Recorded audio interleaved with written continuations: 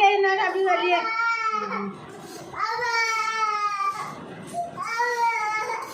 செல்ல பிடிக்காது. சரி செல்ல பிடிக்காது. எங்கள் வீட்டில் மாடு கண்ணு போட்டு இருக்கு, காலை கண்ணு போட்டுருக்கு. அதோட சீம்பால் தான் இது. ஹாய் ஃப்ரெண்ட்ஸ், இன்னைக்கு எங்கள் சித்தி வீட்டில் மாடு கண்ணு போட்டதுனால சீம்பால் கொடுத்து அனுப்பிச்சாங்க. அது எப்படி செய்யறதுன்னு இப்போ ரெசிபி பார்க்கலாம்.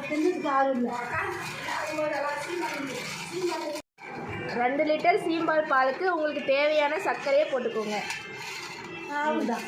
உங்களுக்கு தேவையான ஏலக்காவை எடுத்துட்டு நசுக்கி அதுக்கப்புறமா சீம்பாலாக போடுங்க.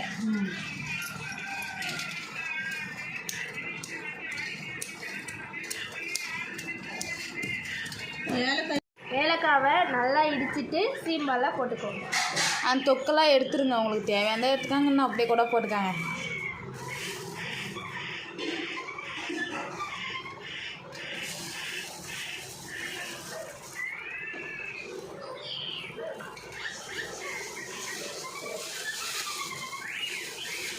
நல்லா மிக்ஸ் பண்ணிக்கோங்க.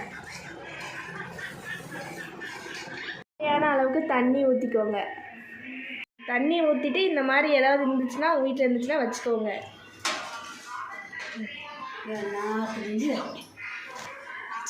சீம்பால் அப்புறமா வச்சுக்கோங்க.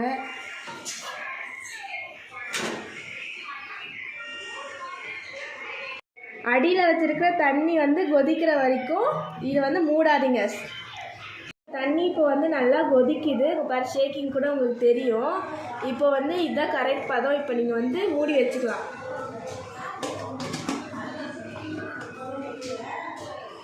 மணி நேரம் சீம்பால் இப்படியே வேகட்டும். அதுக்குள்ளே ஓப்பன் பண்ணாதீங்க. ஒரு அரை மணி நேரம் கழித்து நம்ம ஓப்பன் பண்ணி எப்படி இருக்குன்னு நம்ம பார்க்கலாம். 1 மணி நேரம் ஆயிடுச்சு. இப்போ சீம்பால் வெந்துருச்சா இல்லையான்னு பார்க்கலாம்.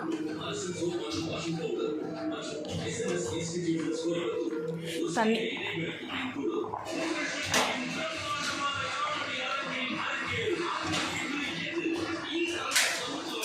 இங்கே பாருங்கள், எதுவுமே ஒட்டலை, நல்லா வெந்துடுச்சு.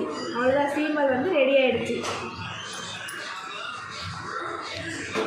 இது நல்லா வெந்துருச்சு. இன்னும் கொஞ்சம் சூடு ஆறிட்டுக்கு அப்புறமா கொஞ்ச நேரம் கழித்து உங்களுக்கு பீஸ் போட்டு காட்டுறேன், எப்படி இருக்குன்னு பாருங்கள்.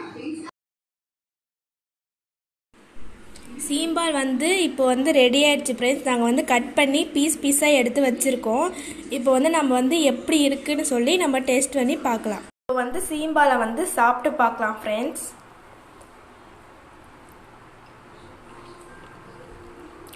சீம்பால் நல்லா சூப்பராக நல்லா சுவையாக வந்திருக்கு. நீங்களும் வீட்டில் ட்ரை பண்ணி பாருங்கள் ஃப்ரெண்ட்ஸ்.